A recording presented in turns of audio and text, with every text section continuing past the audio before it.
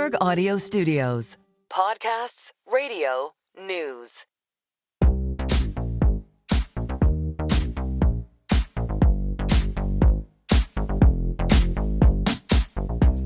Welcome to Merryn Talks Your Money, the personal finance edition of Merryn Talks Money. In these bonus podcasts, we talk about the best strategies for making the most of your money.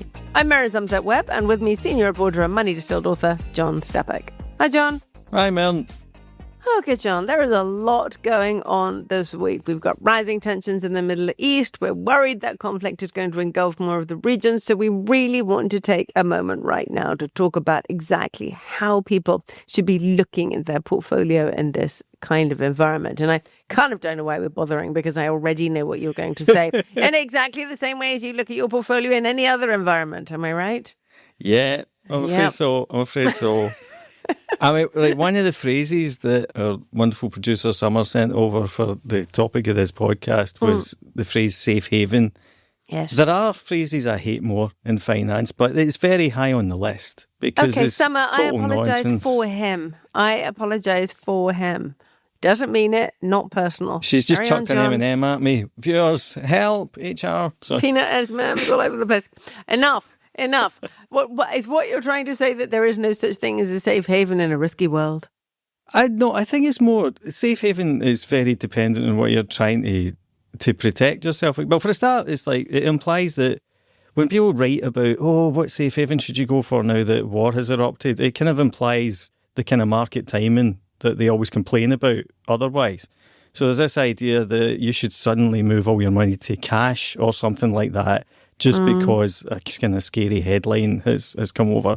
And there are always scary headlines coming over. I mean, I think tensions in the Middle East is probably the one kind of constant of my entire lifetime. And there is always something going on. There is always something to be worried about. So there's that. But there is also the safe haven thing. Cash is a safe haven in as much as its value will not go below its nominal value. So if you put £10 in the bank or, under your mattress, it will still be £10 in 10 years' time. But will £10 still buy you the same amount of stuff? No, it won't. So it's lost value in real terms. So it's actually not a safe haven, if you're about to get inflation. Same goes for bonds, which aren't as volatile. They don't go up and down as much as equities. But if inflation comes along, they're going to be much worse for you than probably equities will be. Cash is a safe haven if you're getting an interest on it that is above the rate of inflation. If your main priority, and John, whether you like it or not, the main priority for lots of people is simply to maintain their purchasing power. So if they have cash and they have it in an account, the interest rate of which covers both the tax on the income and inflation, even if they're evens at the end, they're good. That's a safe haven. That is true. As long as you've got enough money. If you've retired and say you're 75 and you now know you've got enough money to last you for the rest of your life, and you can find an account that pays in real terms and you're going to keep up with it for, again, the kind of rest of your life, then yeah, that's probably about as close to a safe haven as you could get. If you're 25, you can't put your money all in cash because you're not going to have enough to retire on when you come to retire. So you're going to have to do something with it, whether you like it or not. And again, sort of history shows that over the very long term, equities deliver the best real returns. Hopefully, I mean, yeah, you can always point to, but Japan might happen, or it might turn out that you're in Germany or Russia right before the revolution or before the Second World War. The only safe haven is to diversify. So you stick some money in gold because it kind of protects against kind of crazy events and also kind of fiscal uncertainty. Stick some money in cash because it gives you the optionality. It'll typically kind of keep up with inflation, but it won't grow you enough to retire on. You have some in bonds in case of deflation, basically, and you have the rest in equities for the kind of growth side. And I mean, obviously, it's a bit more complicated than that, depending on your own personal circumstances, etc., etc., etc. But I think those are the four primary colours of asset allocation, and really how you do the split between those boils down to what your goals are.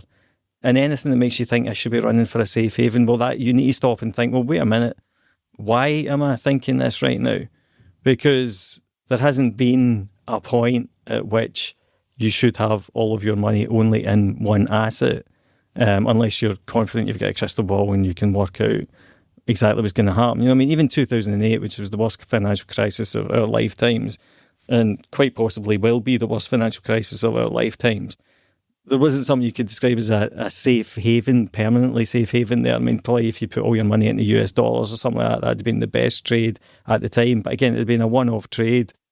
You are making a lot of sense, but I suppose that the key point here is there will be a lot of investors who are still, despite listening to this podcast, very, very overexposed to the US, possibly underexposed to gold, possibly not with very much cash, and possibly underexposed to non-US equity markets. So even though we've talked about this a lot over the last few years, the US market was still the best place to be until relatively recently, not anymore and not this year, but until relatively recently. So a lot of listeners will still have that portfolio, that sort of one trade portfolio that is very overweight the US and doesn't have much. So really, I think what we're saying at the moment is that if that is you, now is a time, it's a bit late, but you know, it's all fine.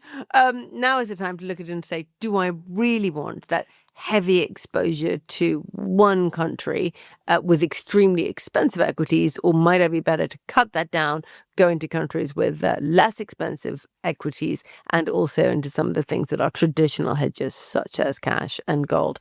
And of course, if you want to hedge, we were talking about this earlier, if you want to hedge against the trouble in the Middle East itself, then possibly holding some energy and oil in particular is a good way to do that. Is that fair? I think that's basically what you're saying.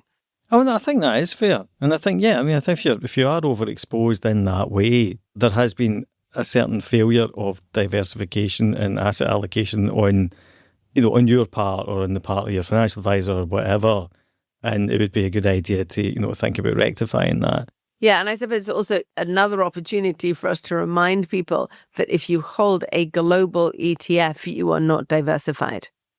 Yeah, aye. I mean, still something like 60% is going to be in US equities. And that hasn't always been the case. Because I think that's the other thing. People sometimes think, oh yeah, but hasn't that always been the case? And it's like, well, no, actually, it really hasn't. That's a symptom of US overvaluation. Yeah, so you see that exemplified in the market. Okay, I'm not sure there's really much more that we can say about that. We talked in our Marcus Roundup earlier in the week about crypto and how it hasn't really been working as a hedge or a particularly good diversifier over the last short period. That remains the case, right? Yeah, I don't think that if you are a fairly hands-off investor, you really need to worry about having crypto exposure in your portfolio. Again, nothing against it. I don't think that it's all a scam. I don't think we're going to wake up one day and it's going to be vanished. He does, really. I'm hedging here. I don't want all the tweets. All right. I haven't got anything more to say on this. Have you, John?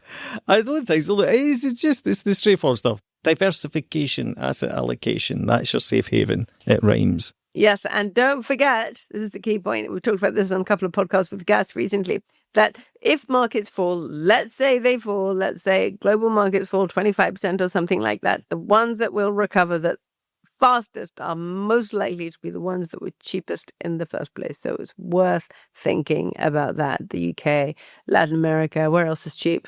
Oh, honestly, just about most places everywhere are pretty cheap at the moment, aye. Emerging markets particularly probably could do with their day in the sun, but then you could have said that for a while. Yeah. Got a few good emerging markets podcasts coming up, by the way, everyone. Listen out for those. Excellent. Thanks for listening to this week's Merryn Talks Your Money. If you like our show, rate, review, and subscribe wherever you listen to podcasts. Also, be sure to follow me and John on X or Twitter at MerrynSW and John_Stepek. This episode was produced by Sema Sadi, production support by Moses and questions and comments on this show and all our shows are always welcome. Our show email is merrynmoney@bloomberg.net.